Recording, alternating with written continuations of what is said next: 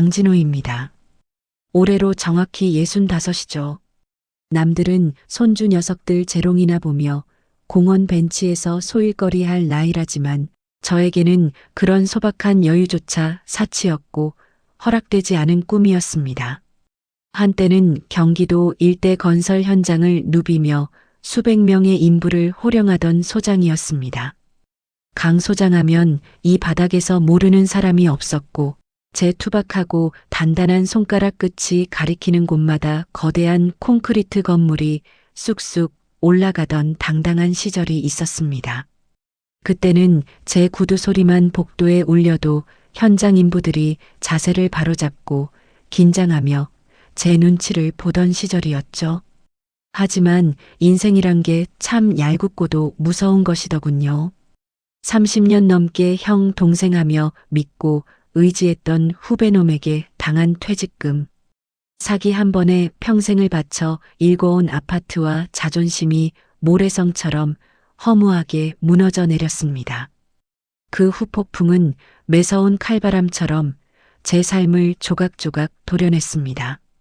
평생을 뒷바라지해온 아내에게 차가운 이혼 서류를 받고 집을 나오던 날 제 손에 들린 건 30년 넘게 손때 묻은 낡은 공구 가방 하나뿐이었습니다.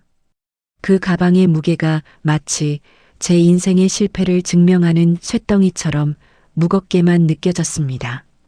손잡이의 다른 가죽 촉감이 내 처지와 너무 닮아 울컥하던 기억이 아직도 선명합니다. 지금 제가 머무는 곳은 경기도 외곽의 어느 낡은 벽돌 빌라 1층입니다.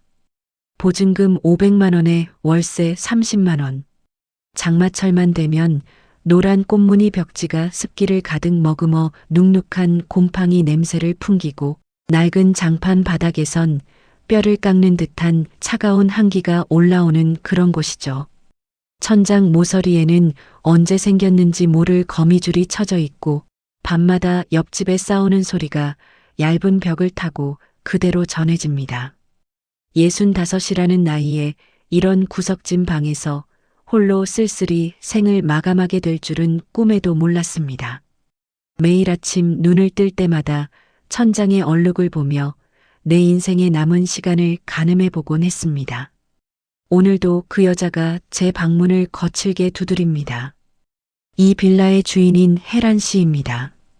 55이라는 나이가 무색하게 철저한 자기 관리로 다져진 몸매와 세련된 외모를 가진 여자죠.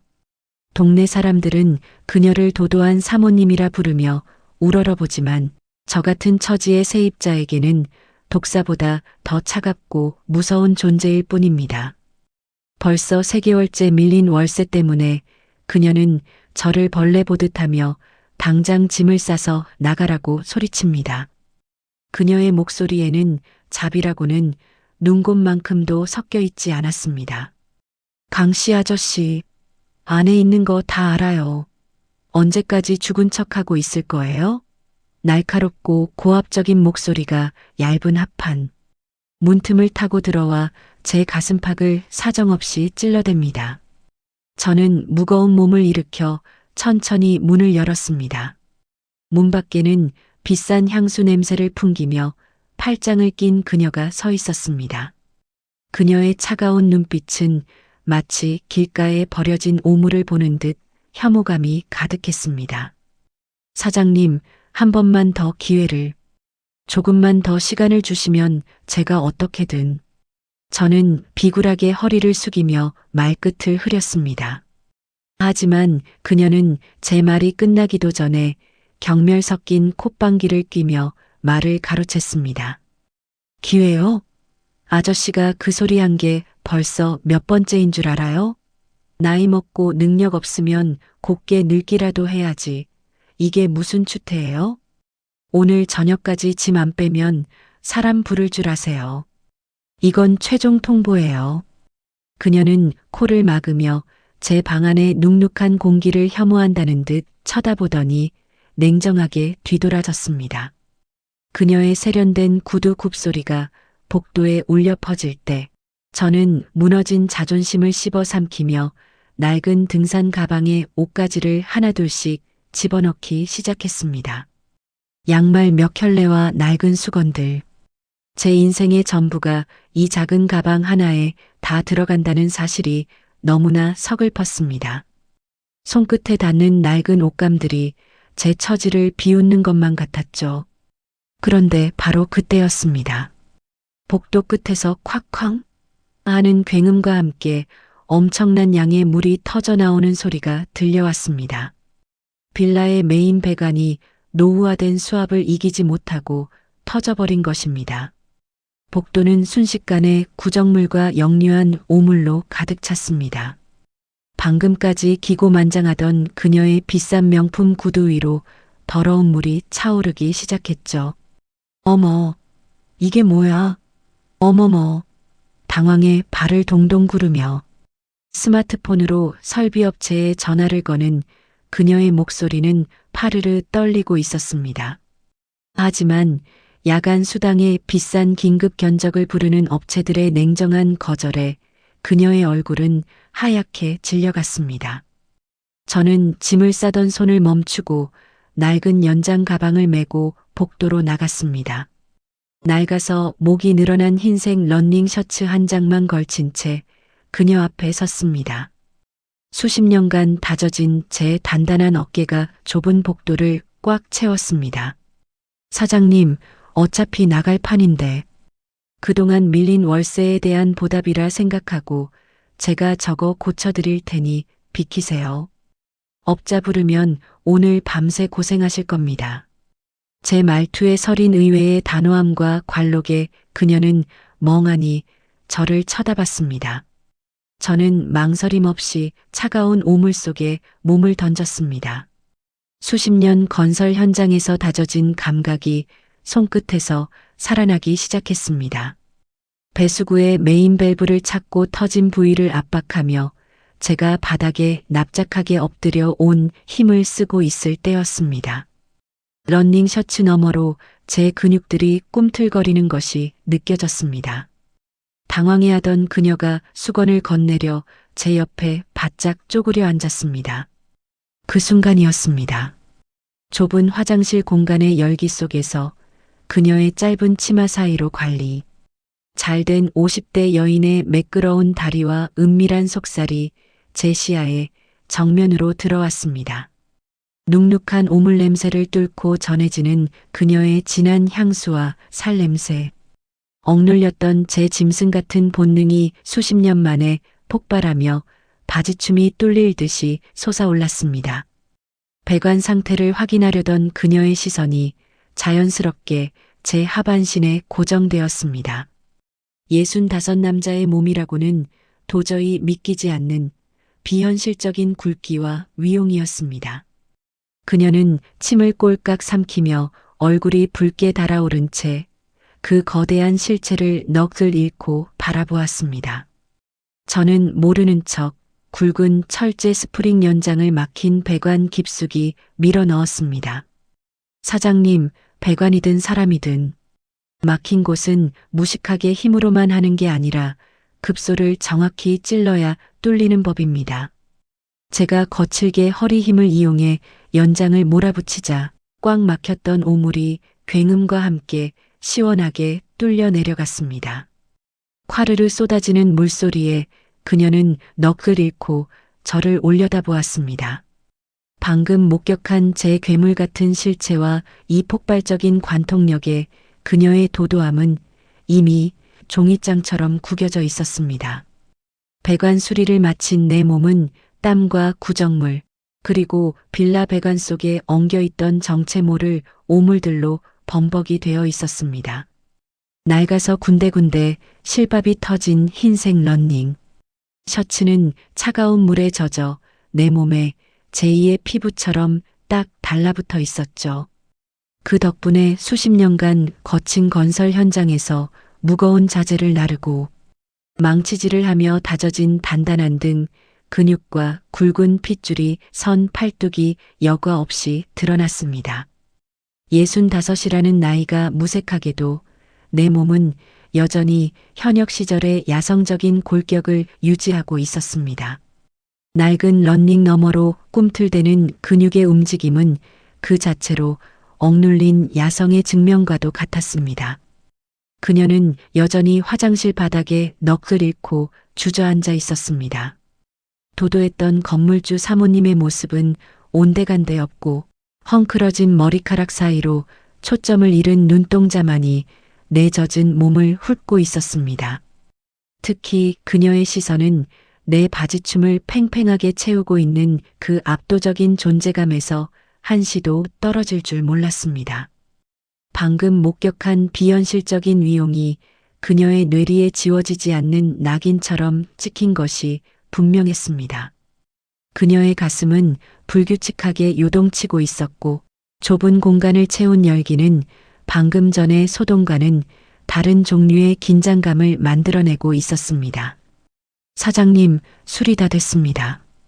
이제 저는 짐 정리마저 해야 하니 올라가 보시죠. 내 목소리는 평소보다 더 낮고 묵직하게 마치 지하실 깊은 곳에서 울려 퍼지는 공명처럼 들렸습니다. 그제야 정신을 차린 그녀가 황급히 자리에서 일어났습니다. 하지만 평소 나를 벌레 보듯 멸시하던 그 고압적인 말투는 어디에도 없었습니다. 대신 그녀는 내 어깨에 묻은 이물질을 보며 손을 뻗으려다 주춤거렸습니다. 그녀의 눈동자에는 당혹감과 함께 생전 처음 느껴보는 기묘한 열기가 서려 있었습니다. 강씨 아저씨, 오늘 정말 고생 많으셨어요. 월세는 한 달 더 시간을 드릴게요. 아니, 그냥 더 계셔도 돼요. 일단 땀을 너무 많이 흘리셨는데 우리 집 올라가서 좀 씻고 차라도 한잔하고 가세요. 그것은 명백한 유혹이자 굴복의 신호였습니다. 55의 나이가 믿기지 않을 만큼 팽팽하게 상기된 그녀의 뺨과 가쁘게 몰아쉬는 숨소리가 좁은 복도의 무거운 공기를 더욱 뜨겁게 달구었습니다. 하지만 나는 그녀의 제안을 단칼에 거절했습니다. 사냥꾼이 사냥감을 몰아넣을 때 가장 중요한 것은 서두르지 않는 인내심이니까요. 사장님, 전 나갈 준비하던 사람입니다. 보답이라 했으니 공짜 호의는 필요 없습니다.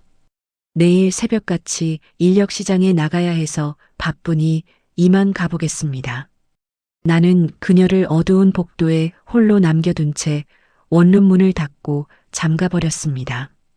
문 밖에서 그녀가 한동안 서성이는 발소리가 들려왔습니다. 평생 부족함 없이 자라온 그녀가 생전 처음 겪어보는 거절이었을 겁니다. 나는 묵묵히 찬물로 몸을 씻어냈습니다. 내 안에 뜨거운 열기도 쉽게 식지 않았지만 지금은 때가 아니었습니다. 그녀가 스스로 자존심이라는 껍데기를 완전히 벗어던지고 내 발밑에 완전히 엎드릴 그 순간만을 기다려야 했습니다. 다음 날 아침 내 방문 앞에는 어제와는 전혀 다른 풍경이 펼쳐졌습니다. 백화점에서나 볼 법한 고급 한우 세트와 값비싼 양주 한 병이 놓여 있었죠. 그리고 그 위에는 떨리는 필체로 적힌 메모 한 장이 붙어 있었습니다. 아저씨, 어제 정말 감사했어요. 월세 걱정은 하지 마시고 기운 차리세요. 저녁에 제 집으로 잠깐 올라오실 수 있을까요? 드릴 말씀이 있어서요. 나는 그 메모를 무심하게 쓰레기통에 던져 넣었습니다. 그리고 평소처럼 낡은 작업복을 챙겨 입고 인력시장으로 향했습니다. 온종일 뙤약볕 아래서 삽질하며 먼지를 뒤집어 쓰고 저녁 늦게 돌아오는 길 빌라 입구에서 나를 기다리던 그녀와 마주쳤습니다. 그녀는 평소의 그 도도한 정장 차림이 아니었습니다. 어깨 라인이 훤히 드러나는 얇은 실크 원피스에 은은한 향수 냄새를 풍기며 내 앞을 막아섰습니다. 아저씨, 왜 연락도 없이 이제 오세요? 제가 한참 기다렸잖아요. 그녀의 목소리에는 예전의 날카로움 대신 끈적한 물기가 서려 있었습니다. 짙은 어둠 속에서도 그녀의 매끄러운 목선과 하얀 피부가 빛을 발하고 있었죠. 하지만 나는 그녀의 눈을 피하며 담담하게 대답했습니다. 사장님, 전 월세 벌러 나갔습니다. 늙은이가 일이라도 해야 방값을 내지 않겠습니까? 이만 들어가 보겠습니다. 아니, 월세 천천히 내셔도 된다니까요. 일단 올라가서 시원한 맥주라도 한 잔해요. 제가 안주도 맛있게 준비해 놨는데. 그녀는 내 팔뚝을 슬쩍 잡으며 자기 쪽으로 끌어당겼습니다. 얇은 원피스 너머로 느껴지는 그녀의 뜨거운 체온과 팽팽하게 관리된 가슴의 감촉이 내 팔에 직접 닿았습니다. 순간적으로 내 안의 거대한 본능이 다시 고개를 들었지만 나는 거칠게 팔을 뿌리쳤습니다. 사장님, 전 공짜 술 안 마십니다. 내일도 새벽같이 현장 나가야 해서 바쁘니 비키시죠. 나는 그대로 그녀를 지나쳐 방으로 들어왔습니다.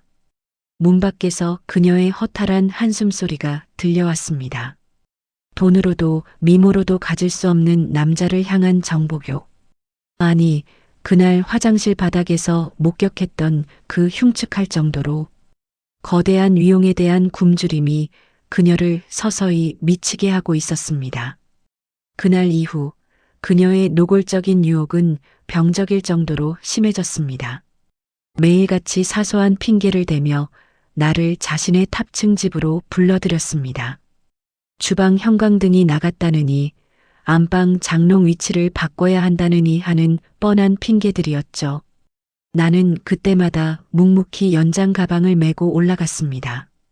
그녀는 내가 작업하는 내내 내 뒤에서 아슬아슬하게 몸을 밀착했습니다. 내가 사다리 위에 올라가 형광등을 갈 때 그녀는 내 다리를 잡아준다는 핑계로 내 허벅지 근육을 은밀하게 더듬었습니다. 아저씨는 어쩜 이렇게 근육이 단단해요? 65이라고는 정말 믿기지 않아. 그녀의 손길이 점점 위로 올라와 내 사타구니 근처를 스칠 때마다 나는 이를 악물고 평정심을 유지했습니다. 작업이 끝나면 그녀는 항상 돈 봉투를 내밀었습니다. 수고하셨어요. 이건 수고비예요. 사양 말고 받아요. 나는 그 봉투를 쳐다보지도 않았습니다. 사장님, 전 기술자지 도우미가 아닙니다. 월세 벌러 가야 하니 이만 가보겠습니다. 내가 거절하면 거절할수록 그녀의 눈빛은 더 절박해졌습니다. 그녀는 이제 내가 분리수거를 하러 나올 시간만 기다렸고 내가 현장에서 돌아오는 발소리만 들어도 심장이 뛴다고 고백하기에 이르렀습니다. 하지만 나는 철저히 그녀를 말려 죽였습니다. 그녀의 도도함이 완전히 꺾여 내 발밑에 스스로 엎드려 울부짖을 그 순간만을 기다리고 있었습니다. 그 기다림의 끝은 멀지 않았습니다. 장마가 절정에 달하던 어느 목요일 밤이었습니다. 하늘은 구멍이라도 난 듯 거친 폭우를 사정없이 쏟아내고 있었고 낡은 빌라의 창문들은 비바람의 무게를 이기지 못해 금방이라도 깨질 듯 위태롭게 덜컹거렸습니다. 나는 좁고 어두운 원룸 침대에 걸터앉아 타들어가는 담배 연기를 깊게 들이마시며 어둠 속을 응시하고 있었습니다. 그날 이후 혜란 씨의 집착은 광기에 가까워졌죠. 하지만 나는 직감적으로 알고 있었습니다. 하늘이 울부짖는 오늘 같은 밤이면 마침내 그녀의 마지막 방어선이 무너져 내릴 것이라는 사실을 말입니다. 밤 11시가 넘어갈 무렵 거센 빗소리를 뚫고 제 방문을 부술 듯 두드리는 소리가 들려왔습니다. 그것은 예전에 그 도도하고 절도 있던 노크 소리가 아니었습니다. 벼랑 끝에 몰린 짐승의 헐떡임처럼 절박하고 이성이 마비된 듯 흐트러진 소리였죠. 내가 천천히 문을 열자 온몸이 빗물에 젖어 실루엣이 적나라하게 비치는 얇은 실크 가운 차림의 혜란 씨가 서 있었습니다. 그녀의 머리카락은 빗물에 젖어 얼굴과 가느다란 목덜미에 착 달라붙어 있었고 정성스럽게 했던 화장은 눈물과 비에 번져 엉망이 되어 있었습니다. 하지만 그녀의 눈빛만은 그 어느 때보다 강렬하고 뜨겁게 타오르고 있었죠. 그녀는 제 방 안으로 밀고 들어오듯 들어와 내 발치에 힘없이 무릎을 꿇었습니다. 바닥에 차가운 냉기가 그녀의 젖은 몸을 후쳤지만 그녀는 아랑곳하지 않았습니다. 아저씨, 제발, 제발 저 좀 살려주세요. 그날 화장실 바닥에서 당신의 그 괴물 같은 모습을 본 이후로 제 머릿속은 온통 당신 생각뿐이에요. 당신의 그 거대한 실체가 내 몸 안을 잔인하게 헤집어 놓는 상상에 미칠 것 같단 말이에요. 도도했던 건물주 사모님의 입에서 나온 말이라고는 도저히 믿기지 않는 원초적이고 적나라한 고백이었습니다. 그녀는 떨리는 손으로 제 바지춤을 필사적으로 붙잡으며 애원했습니다. 제 몸이, 제 안이 꽉 막혀서 숨을 쉴 수가 없어요. 그날 터진 배관을 시원하게 뚫어줬던 것처럼 제 몸도, 제 썩어가는 인생도 당신의 그 힘으로 시원하게 뚫어주면 안 되나요? 나는 그녀의 젖은 머리카락을 천천히 휘어잡아 고개를 들게 했습니다. 고통과 쾌락 그리고 완벽한 굴복이 뒤섞인 묘한 표정으로 나를 올려다보는 그녀의 눈동자에는 더 이상의 자존심 따위는 남아있지 않았습니다. 나는 낮고 굵은 목소리로 그녀의 영혼을 파고들 듯 물었습니다. 사장님, 제가 월세 벌러 가야 하는 늙은이라고 무시할 땐 언제고 이제 와서 이 구석진 방까지 찾아와 이러시는 겁니까? 밀린 월세는 몸으로라도 갚겠다는 뜻인가요? 그녀는 고개를 세차게 저으며 제 거친 손에 얼굴을 비볐습니다. 아니요, 아저씨. 월세는커녕 이 건물 관리권을 통째로 드릴게요.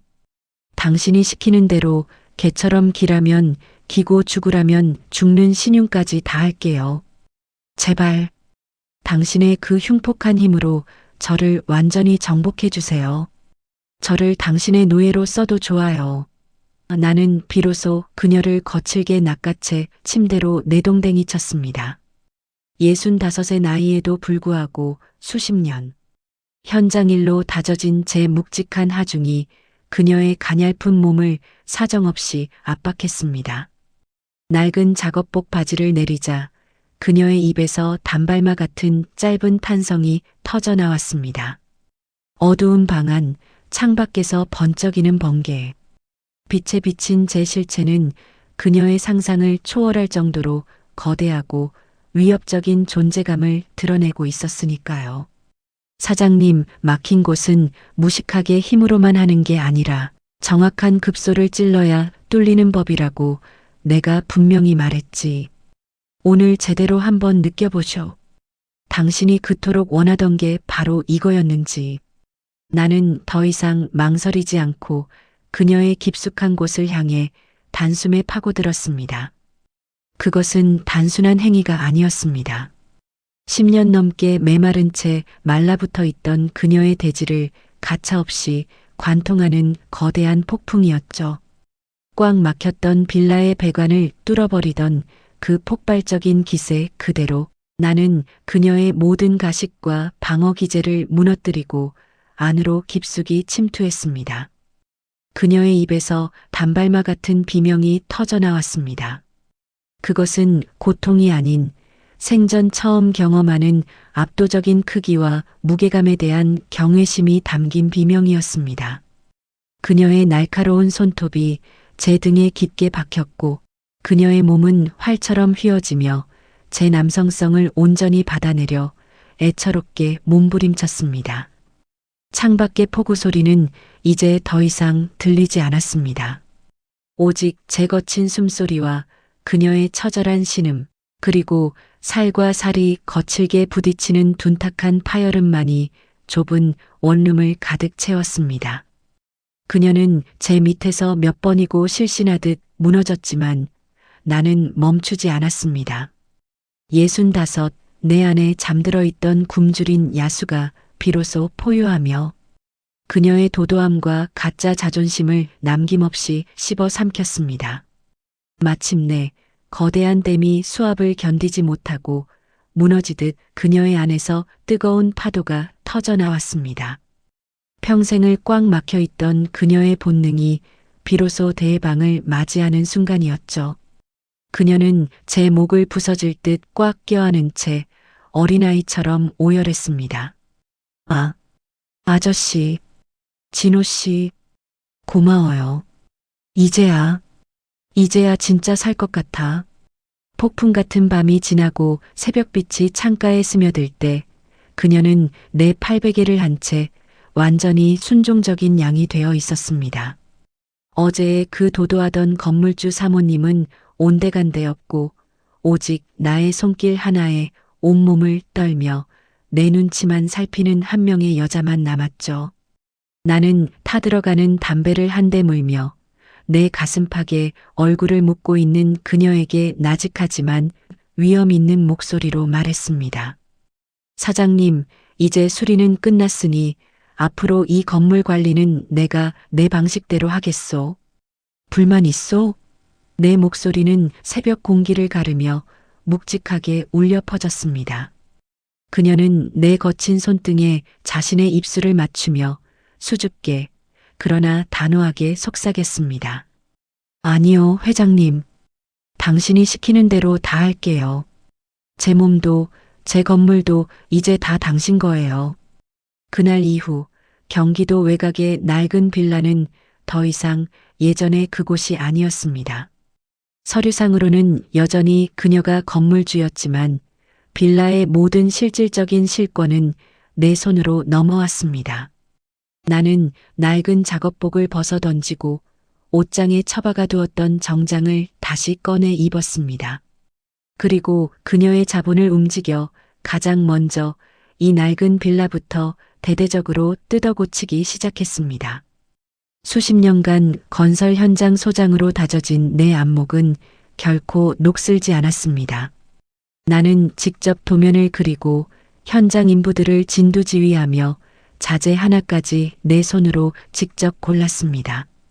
그녀는 내가 현장에서 카리스마 있게 작업 지시를 내리는 모습을 멀리서 바라보며 넋을 잃곤 했습니다. 낮에는 수많은 업자를 호령하는 전문가로, 밤에는 그녀의 안방에서 그녀를 완벽하게 지배하는 주인으로 변하는 내 이중적인 모습에 그녀는 완전히 중독되어 버렸습니다. 진호 씨, 아니 회장님, 정말 대단해요. 당신 손길이 닿는 곳마다 건물이 보석처럼 살아나고 있어요. 그녀의 눈빛은 이제 경멸이 아닌 경외심으로 가득 차 있었습니다. 그녀는 이제 강남에서 남편이 보내주는 푼돈에 목매지 않았습니다. 내가 리모델링한 빌라의 가치가 치솟고 월세 수입이 2배 이상 뛰자 그녀는 제 손을 꼭 잡고 본격적인 임대업 확장을 제안해 왔습니다. 회장님, 우리 인근에 나온 경매 물건들도 같이 보러 가요. 당신의 그 실력이면 망해가는 건물들도 다 당신의 제국으로 만들 수 있잖아요.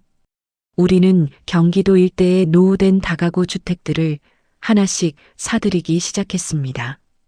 겉으로 보기엔 쓸모없는 폐가 같아도 내 눈에는 그 속에 잠재력이 보였습니다. 내가 직접 설계하고 보수한 건물들은 시장에 나오기가 무섭게 나갔고 임대 대기자들은 줄을 섰습니다. 3개월 밀린 월세에 고개를 깊숙이 숙이며 비굴하게 기회를 구걸하던 65살의 늙은이는 이제 세상 어디에도 없었습니다. 나는 세련된 맞춤 수트를 차려입고 그녀와 함께 최고급 세단을 타고 현장을 누비는 부동산 시장의 은밀한 큰손으로 불리기 시작했습니다. 하지만 나는 결코 서두르지 않았습니다. 건설 현장에서 배운 가장 큰 교훈은 기초가 튼튼해야 무너지지 않는다는 것이었죠. 나는 혜란 씨의 자산 현황을 꼼꼼히 파악하고 그녀의 명의로 된 노후 건물들을 하나씩 내 방식대로 요리해 나갔습니다. 그녀는 내 결정에 토를 달지 않았습니다. 오히려 내가 더 강하게 그녀를 몰아붙이기를 바라는 눈치였죠. 현장을 돌고 돌아온 밤이면 우리는 다시 주종의 관계로 돌아갔습니다. 그녀는 내가 현관에 들어서기도 전에 무릎을 꿇고 내 구두끈을 풀어주었습니다. 그리고는 내 발목을 잡고 속삭였죠. 회장님, 오늘 하루도 고생하셨어요. 당신이 밖에서 다른 사람들을 호령하는 모습을 상상하는 것만으로도 제 안이 뜨거워져요. 나는 그녀의 턱을 들어 올리며 싸늘하게 웃었습니다. 사장님, 아니 혜란 씨. 당신이 그토록 무시하던 이 늙은이의 손이 이제는 당신의 전 재산을 주무르고 있는데 기분이 어떤가? 그녀는 내 손가락을 정성스럽게 핥으며 대답했습니다. 행복해요. 당신의 손길 아래서 무너지는 게 제 인생에서 가장 잘한 일 같아요. 사업이 커질수록 그녀를 향한 내 조련은 더욱 정교하고 치밀해졌습니다. 그녀는 가끔 예전의 도도한 버릇이 불쑥 나올 때면 내 눈치를 살피며 조용히 내 무릎 아래로 내려와 용서를 구했습니다. 회장님, 제가 실수했어요. 오늘 밤엔 제대로 벌 주셔도 좋아요. 그녀는 잘 알고 있었습니다. 내 사업적 수완이나 돈보다 더 강력한 것은 여전히 밤마다 그녀의 꽉 막힌 본능을 시원하게 뚫어버리는 내 지치지 않는 스태미나와 짐승 같은 생명력이라는 것을요. 65 남들은 은퇴하고 뒷방 노인네 취급을 받을 나이에 나는 인생에서 가장 뜨겁고 화려한 전성기를 보내고 있습니다. 인생의 밑바닥에서 곰팡이 냄새나는 장판을 긁던 65의 노인은 이제 경기도 일대 부동산 시장에서 강 회장이라 불리는 거물이 되었습니다. 혜란 씨의 자본은 내 손을 거치며 거대한 눈덩이가 되어 불어났고 우리는 낡은 빌라 한 채를 넘어 경기도 외곽의 노후된 상가와 다세대 주택 10여 채를 소유한 실세로 거듭났습니다. 하지만 부와 명예보다 나를 더 전율케 하는 것은 나를 멸시했던 이 세상을 향한 우아하고도 처절한 복수, 가리고 혜란 씨와의 주종관계에서 오는 절대적인 지배력이었습니다. 어느 비오는 오후 나는 맞춤 정장을 차려입고 내가 새로 인수한 상가 건물을 점검하러 나갔습니다. 그곳엔 나를 사기치고 도망갔던 전직 후배놈이 운영하던 작은 설비 사무실이 입주해 있었죠. 놈은 내가 누구인지도 모른 채 새로 바뀐 건물주에게 잘 보이기 위해 비굴하게 허리를 굽히며 김이 모락모락 나는 커피를 내왔습니다. 회장님, 이번에 새로 오신 건물주 어른이시라고 들었습니다.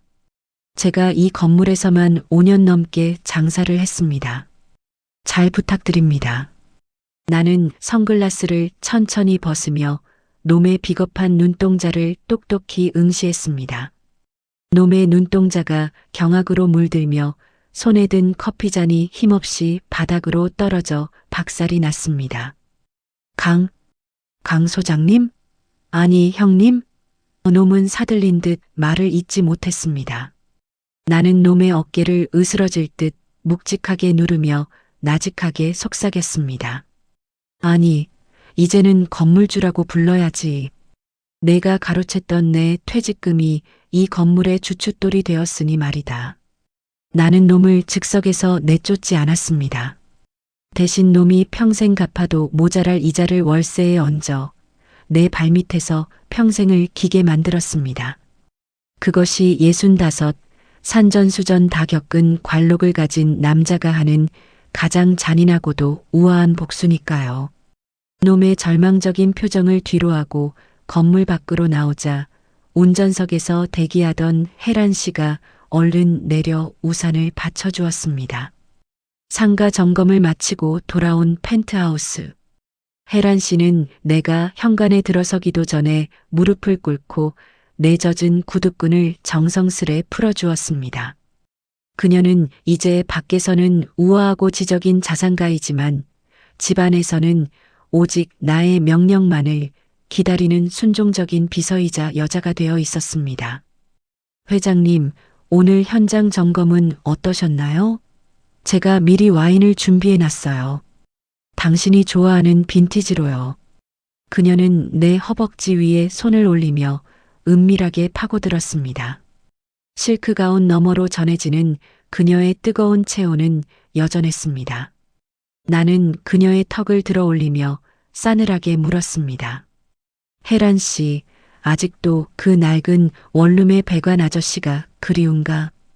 그녀는 눈을 감으며 신음하듯 대답했습니다. 아니요. 저는 당신의 그 거대한 실체 아래서만 진짜 숨을 쉴 수 있어요.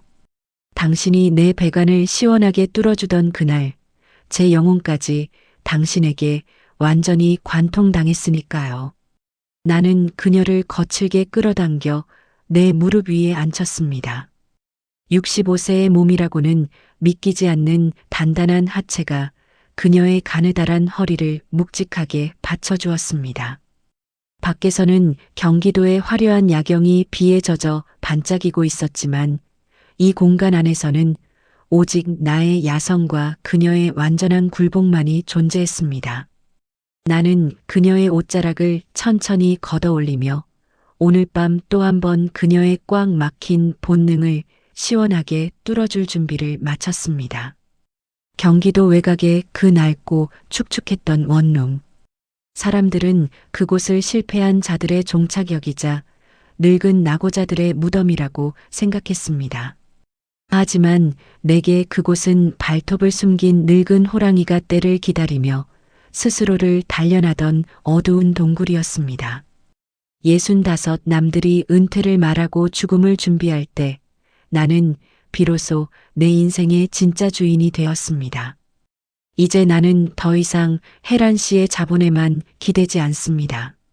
우리는 이미 경기도 일대 노후 건물을 재생시키는 독보적인 부동산 법인을 세웠고 나는 그곳의 실질적인 수장이 되었습니다. 혜란 씨는 내 곁에서 가장 유능한 파트너이자 밤마다 내 지친 몸을 달래주는 유일한 안식처가 되었죠. 그녀는 가끔 거울 앞에 서서 자신의 달라진 눈빛을 보며 놀라곤 합니다. 도끼 가득했던 건물주 사모님의 눈빛은 사라지고 사랑받고 지배받는 여자 특유의 온화하고 깊은 눈빛이 자리 잡았으니까요. 회장님, 가끔 그날의 빗소리가 들리는 것 같아요. 당신이 그 오물 속에서 나를 올려다보던 그 강렬한 눈빛 말이에요. 혜란 씨가 내 어깨에 고개를 기대며 속삭였습니다. 나는 그녀의 허리를 감싸 안으며 도시의 야경을 가리켰습니다. 그 눈빛이 없었다면 지금의 이 풍경도 없었겠지. 막힌 배관은 뚫어야 시원해지는 법이고 인생도 막힌 곳을 뚫어내야 비로소 흐르는 법이니까. 나는 이제 이 영상을 보고 계실 전국의 형님들께 말씀드리고 싶습니다. 인생의 밑바닥에서 곰팡이 냄새나는 장판을 긁고 계신가요? 혹은 나이라는 숫자에 짓눌려 스스로의 야성을 거세하고 계신 건 아닙니까? 저 강진호를 보십시오. 퇴직금 사기를 당하고 이혼 서류를 손에 쥐었을 때 저 역시 모든 것이 끝난 줄 알았습니다. 하지만 65의 나이에도 내 몸 안의 엔진은 식지 않았고 기회가 왔을 때 나는 주저없이 오물 속으로 몸을 던졌습니다. 그 결단력이, 그 묵직한 관록의 힘이 결국 도도했던 건물주 사모님을 무릎 꿇리고 경기도의 제국을 건설하게 만든 것입니다. 형님들, 절대 포기하지 마십시오. 적절한 타이밍에 터져주는 배수구처럼 여러분의 인생을 단 한 방에 관통해줄 기회는 반드시 찾아옵니다. 그때 그 기회를 낚아챌 수 있는 단단한 근육과 야수 같은 본능을 잊지 마십시오. 나이는 숫자에 불과하다는 말, 그것은 준비된 남자에게만 허락된 특권입니다. 오늘 밤 거울 속의 자신을 똑똑히 응시하십시오. 당신 안에도 여전히 세상을 뒤흔들 거대한 실체가 잠들어 있습니다. 그 본능이 깨어나는 순간 당신의 전성기는 다시 시작될 것입니다. 저 강진우가 형님들의 그 뜨거운 인생 이막을 끝까지 응원하겠습니다. 지금까지 긴 여정을 함께 해주신 동반자 여러분, 진심으로 감사합니다. 저의 이 짜릿한 역전 드라마가 여러분의 가슴 속에 작은 불꽃이 되었기를 바랍니다. 오늘 들려드린 제 인생 역전 스토리의 마지막 장, 어떻게 들으셨습니까?